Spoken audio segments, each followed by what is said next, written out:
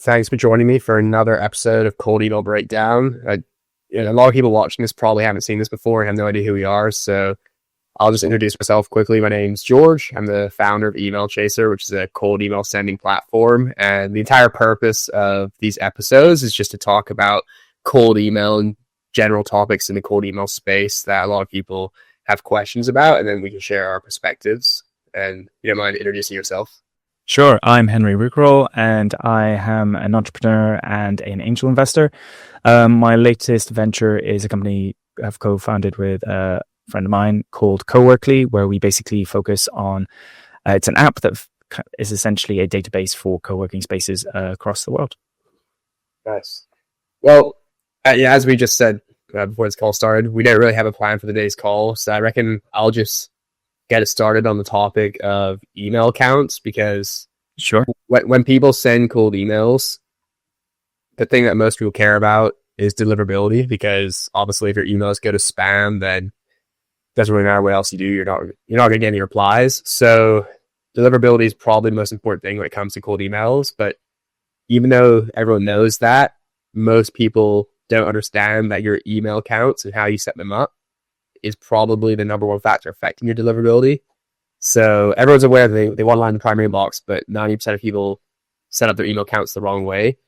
The best way to set up your email accounts is through Google Workspace, because Google Workspace has the best deliverability. And one of the reasons for that is that the vast majority of people in the world use Gmail. So Gmail obviously is going to trust incoming emails from their own servers more than some random server that some random person set up that blasts out millions of emails per day.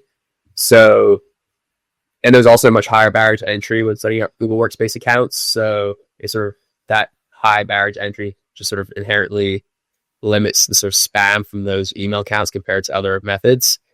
The thing is, though, is that a lot of people in the cold email space, when they're creating the Google Workspace email accounts, they use resellers. And that's not great because resellers are centralized. And when you have centralized email accounts, it's really easy for Google or Microsoft or whichever ESP to basically tie them all together, then blacklist them, and then overnight, potentially all your emails will just go spam.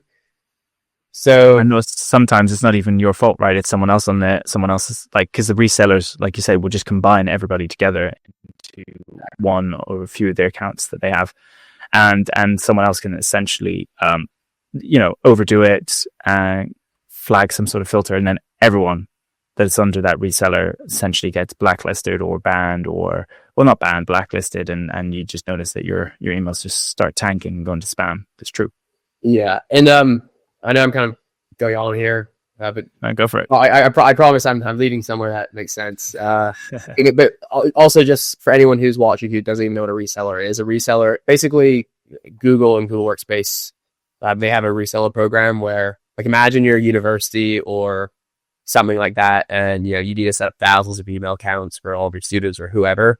A very large company, they have a reseller program where you can basically partner with Google, and they'll sort of sell. You're able to sort of resell their Google email accounts for a discounted price. The thing is that these reseller programs are not meant for cold email, so Google obviously doesn't want people abusing the reseller program to then sell email accounts to random people to blast out cold emails. That's not the purpose. So there are certain resellers out there who are sort of gray/black hat reselling these accounts for cold email, and that's a problem because Google doesn't want it, and they just constantly will shut down/blacklist all these accounts. It's not a sustainable or good idea, in my opinion, to set up your accounts that way. But what I'm trying to say here is that at Email Chaser, literally just in the last 24 hours, basically, we launched this new feature/service, which is a done-for-you email setup service, where we basically set up your Google Workspace email accounts for you. But the cool thing is that this new service where we just launched, we're using real people. So every single other email account setup service out there from any company, they're all using resellers. And just for the reasons we just talked about, that's not great for deliverability reasons. But we are the first basically to use real people. So when you order your email accounts through our service, we actually find real people who then use their real information to set up those Google Workspace email accounts directly through Google Workspace. And so there's no centralization, there's no footprints. everything's completely decentralized, and we don't even have anyone logging into all the accounts. It's still very early, and there's probably a lot of things we can improve in this process. But the point is that it's going to be interesting to see how that how that positively impacts people's deliverability. That's interesting. That's really cool. That's really cool feature. It'd be interesting to see how that goes, and keep me updated on that, because I think that is another huge thing. And we shan't mention who, but one of the other platforms, shall we say, set up a done for you service, and it turned out that not currently. I just put that out there, but it turned out a few months ago when they were doing it, they were using Google education accounts, I think. Overnight, a bunch of accounts just got completely nuked, shall we say, and it was just quite funny to see a very well established player in the space do that. And they definitely do use resellers because of what they charge. And I know some of the resellers that they work with because they've told me. Because when you kind of go into the depth of the space and you start to send the volume, I mean, I was never selling the volume that Dayton was, but I was still selling quite a large amount weekly. That you get to know all the resellers, and you get to know who's who, and you know which ones are working with which platforms, shall we say, or authorized to work with the platforms. And yeah, but I completely agree with that sentiment. And I always find that something often goes wrong when you work with certain resellers. It's a good way, but sometimes if it's too cheap, you're kind of like, why is it too cheap? Because he's taking a huge risk. And surely it's more important to have less emails, but land in inbox than having a bunch of emails that don't land in inbox. Like, that's the most important thing. Fundamentally, yeah. I mean, you could set up 1,000 email accounts, but if they're all in a centralized reseller, which all get blacklisted, so they're all getting spam. So that's the point. I mean, it just doesn't make any sense. No, completely. Exactly. I think the problem though is that a lot of the people out there who kind of talk about cold email online are typically lead gen agency owners, and I'm not saying this is every single lead gen agency owner, but yeah, the type of advice that a lead generation agency owner is going to give you when it comes to cold email, like their advice is coming from a place where they're doing lead gen or cold email campaigns for potentially dozens of different clients. But when you're doing it for dozens of different clients, it makes everything very difficult, especially from an email account setup perspective, because trying to keep everything decentralized in that situation is almost impossible. So they're kind of forced to use things like resellers or whatever. But if you're just an individual company doing your own campaigns, for example, you should not be taking their advice because their situation is completely different. To if you're an individual company, it's not that hard to set up 10 or 20 email accounts yourself. Like you don't need to use resellers. And like 20 accounts is what roughly, like if we're going to go by the rule of thumb of 20 a day, is like 400-ish emails a day, right? Like that's more than enough. Unless you're going into a very, very competitive niche, but if you're a startup with something brand new, untested, that's enough. That is more than enough to start getting the responses that you need to kind of build and grow. Yeah, and kind of going off of that, my business partner, he's not in the cold email space. Never really has used cold emailing. I used to use it for my old company. And one of the things that he found, he was just like, we should start just contacting businesses and emailing. And he just did cold manual emailing he didn't do he didn't set up the email properly. He didn't do anything specifically well or right. And he sent out 60 emails and he got either 5 or 6 positive responses. And that's without doing everything, like literally just a guy going and emailing and not following proper. The only thing I said to him, don't send more than like 20 emails a day. That's the only thing I said to him. Yeah. And that just goes to show that if the product you're selling is good enough, they will respond. Doesn't matter what your email is like.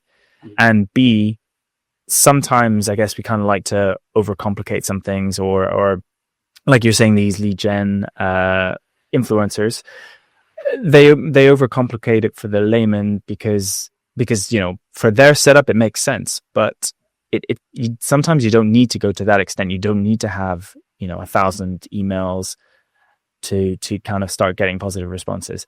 I say that with the caveat that if you're going into a very, very saturated market, then maybe you do need to think of that kind of velocity. But for most people, if you're running a particular business or a startup that's unique, you probably don't need that. And like you're saying, George, 20 emails is more than enough. It's about inboxing. It's not about volume. Yeah. And like for example, after we finish our call today, I have another call with someone who owns a company where they basically print T-shirts for people. So maybe you're a church or something and you want to order 2,000 T-shirts for all your members. Like his company basically does that for them. And in that kind of situation, when you're offering a product like that, which is not as common and not saturated, you don't need to send 10,000 emails a day to get replies. I mean, if you have a really great offer and you have really good targeting, he can probably send 100 emails a day and get a decent number of replies every single day. So it's just sort of depends on what you're doing. Yeah. And it really goes back. We were talking about it a few weeks ago. Offer, product or whatever it is you're selling. If it's something people will want, people will respond. And all this other stuff, which is good because if you're getting responses, then you can kind of really get into the nitty gritty of, how do we narrow this down? How do we scale it up? How do we perfect it so we're getting more responses, right? Because you want to go into the nuances, but fundamentally, if you're not getting any responses, it might just be that your product sucks or whatever you're trying to get them to sell them sucks, and you just gotta maybe rethink what it is you're selling. And some things don't translate to cold email, right? If I'm a plumber, unless I want to, well, maybe that's a bad example because I was just like, if I'm a plumber, if you want customers like just average Joe customers in their houses, yeah, you're not going to be using cold email. But I was like, well, actually, if you want to do contact like businesses and get plumbing contracts, maybe that is a good idea. B2B plumbing would still work. Yeah, B2B plumbing would. Yeah, especially considering that I don't think any plumbers are doing cold email campaigns. So no, I think we've just hit a business on the head there. There you go. Someone is watching this and you can't think of a business idea. There you go. B2B plumbing. Just. Well, I mean, we, for example, Email Chaser, we have all kinds of different businesses sending cold emails. We have construction companies, architect companies, even sort of companies that do sort of, I don't even know how to describe it, but sort of underground penetrating sort of radar type stuff to sort of check for, like, if they can kind of start construction in a specific location to make sure they're not hitting pipes. Yet every type of imaginable service people send cold emails for. And the more needed your product service is, the more unique it is, the less saturated it is, I think, the better results you're going to have. 100%. There are don't start another lead gen agency. Just don't do it. I mean, or if you're going to do it with a unique choice. Yeah, it is hard. And do you know what? It is doable. There's still ways to kind of cut across the noise. And Alex Hormozy talks about it a lot, right? Like, give them an offer they can't refuse. And if you can give someone an offer, it doesn't matter what you're selling. If you can give them an offer they simply cannot refuse, then you're onto a winner. And it doesn't really matter fundamentally. But yeah. If you do start a cold email lead gen agency, just don't make the mistake of assuming that every single business in the world needs more leads, because a lot of companies are still in this sort of building phase where they're trying to perfect their product and they don't necessarily want to just flood their product or service or website with thousands of new people until they're ready. I had someone message me yesterday, the day before, basically offering some kind of lead generation service, and he's sort of making these assumptions about our business without actually knowing anything about our business. And it's just, that's a really fast way to turn off potential customers or clients, like telling them something that's completely incorrect for their company and then making a bunch of assumptions. And it's just, you should be listening to the problem first and trying to understand the problem. And then only once you actually realize that they have the problem that you can solve, then, that person might have been just better being like, hey, are you looking for leads in this? Rather than being like, we know you're doing this. Exactly. Oh, hey, this. And they're like, do you? Yeah, for sure. And so, yeah, they might say no, but or they might, like you're saying, right now is not the right time. You might go being like, well, right now is not the right time, but get back to me in 3 months. Whereas if you've already made assumptions about the company and it's not the right time, you're kind of like, yeah. And we know when we get emails that look personalized, we know, especially in the space, right? We know. And I think that they're so oversaturated now with AI and everything that most people are onto the fact that they're like, because when I first started testing AI out in cold email, and this was probably about a year ago now, like some of them, there's some software out there that were pretty decent in the early stages. And some of the responses I got was like, wow, thank you so much. That was a really personalized email. You knew, so what was it? Was like, I'm not kind of doing the best of essentially it went along the lines of, that was a great email, not for us, but thanks. You've taken the time to look into who we are and stuff. And I was like, oh wow, this is great. And then found out it didn't help in terms of like converting clients or anything. It just made people respond with nicer emails saying no, essentially, rather than well, if they think you're a real person who manually wrote the email just to them, they will respond just out of courtesy. But that doesn't mean they're going to actually need your product service here. No, exactly. And this was like a year ago, right? Now, I don't think it matters as much. I really don't, because everything's super personalized. Now people are aware, right? If you receive one email like that out of the blue, you're like, oh, this person's taking the time to look over our company, look me over, knows who I am. If you're getting that from like 2 to 3 emails a day, you're kind of like, right, well, clearly not all these people are researching who I am. Well, I don't know. Maybe you love it. Maybe someone has a huge ego and they're like, yeah, this is great. People, look at all these people. I mean, doing all this research on me.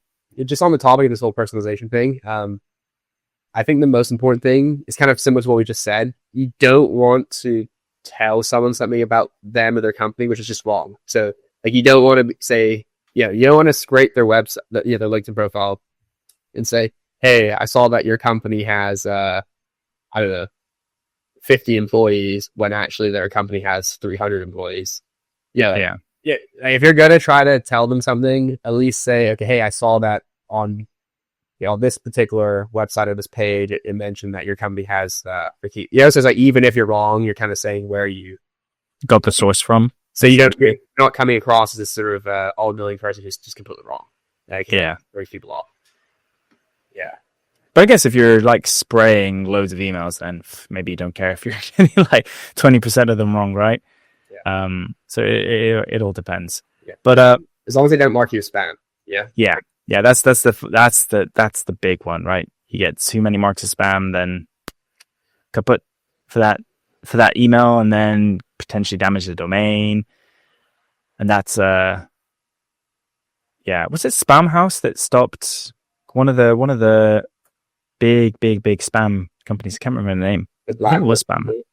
Yeah. Well, yeah, stopped doing it. Maybe it was. Yeah, I heard something similar. I think one of the big blacklists basically shut down. Yeah. I mean, blacklists in general, I mean, from what I understand, they're kind of, like, I'm not saying they didn't matter, but, like, in the end of the day, a blacklist, like Spam House, is not Google. Like, it's kind of like in SEO, you have Ahrefs for looking at backlinks, and they have all those internal metrics, like domain rating or whatever. Like, yeah, they're important, but in the end of the day, like, Ahrefs is not Google, and Spam House is not Google, so they might have some stuff that's worth looking at, but it's not, they don't control Google. Yeah.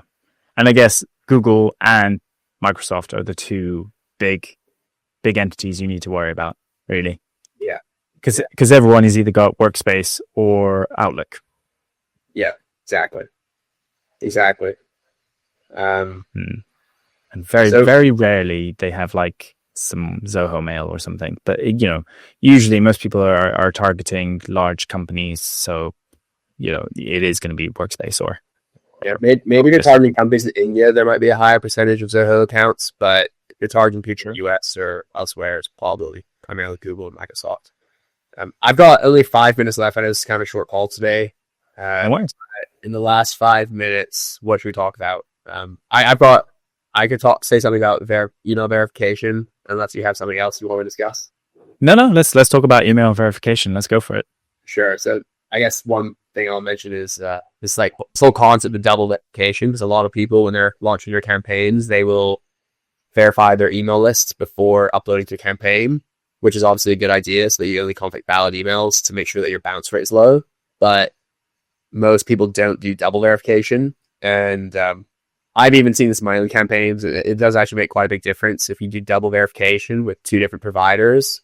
Assuming you're using good providers, you can get your bounce rate to basically 0%. When I say 0%, you're still going to have some bounces, but if you send 1,000 emails, you might only have overall technically 0%, even though it's still a few bounces. So what I'm trying to say here is that for anyone watching who is thinking about launching cold email campaigns or is already doing so, definitely recommend double verification. So for example, you might use a service like Emailable or Zero Bounce, for example, to verify your emails first. And then you take all the valids from that first verification, and then you want to use a second service, a different one, like Bounce Ban, which I've found is actually pretty accurate. You could then run those valid emails through Bounce Ban, and then only contact the leads that are valid/deliverable in both the first service and in the second service. And that will really just, make a big difference. I think that's great, and that's great advice. And what I do find funny, just off the top of that as well, is like Apollo has their verified leads, which are like the most unverified. You'll find that out of the Apollo leads, I'd probably say 60 to 70% of the verified leads, I should say, in Apollo are actually okay, which means that they've got like 30 to 40%. So you're getting a 30 to 40. So do you get a 30 to 40% bounce rate? Is that? Well, I mean, I don't put them in, obviously. But, But yeah. In general, they're not actually. Yeah. 30 to 40% of what you get off Apollo isn't accurate. I know you haven't had much time, but on that topic of Apollo, I just want to mention real quick, in case anyone's wondering why that is and why the data is not that accurate, it's because if you're an individual and you use some kind of Chrome extension, like the extension that Email Chaser has to scrape leads directly from LinkedIn Sales Navigator, that's going to give you a very, very, very low bounce rate because all that lead data is fresh and it's accurate. Since LinkedIn's the only platform that has the data. The reason why platforms like Apollo are not accurate at all really is because they're not scraping on an individual basis in real time. They're sort of trying to scrape literally the entire LinkedIn platform, like tens of millions of leads over the course of long periods of time. And it's actually very difficult to do that. Doing that is very different to just doing individual extractions with the Chrome extension as an individual. So what I'm trying to say is the way that Apollo is scraping their leads, getting their leads, is very different to how you would. But it's just a very different thing to what you would do if you're just doing individual extractions of the Chrome extension from Sales Navigator directly. So that's why the data of Apollo and other similar platforms is usually not that accurate. It's true. And Apollo makes guesses as well. They don't act like, sometimes they'll just take a list of this company on LinkedIn. They'll see, okay, these people are working at this company. What's this company's web address? So it's basically this name at the web address, and they're not. Like, sometimes it's dot something, sometimes people don't have emails, work emails, they have their own personal emails they use. And so Apollo is making a lot of guesses. You don't want to make guesses in cold email because hard bounces are almost as bad. Well, if people mark your emails as spam, that's the worst, but getting a lot of hard bounces because you're just contacting email addresses that are just not even real, that's really bad as well. So you just don't want to. It's better to play it safe, do double verification, only contact the leads that are 100% verified and valid, and you're going to have way more success. 100%. It's very true. Cool. Well, yeah, I think that's can end it there, George. Well, I appreciate your time. Thanks for joining me today on this short call. Oh, thanks for having me on. I appreciate it. I'll see you next week. And anyone who's interested in finding out more about myself and Henry, there'll be some links in the video description here on YouTube to our LinkedIn profiles and stuff. But anyways, I'll see you next week. Take care. See you next week, George.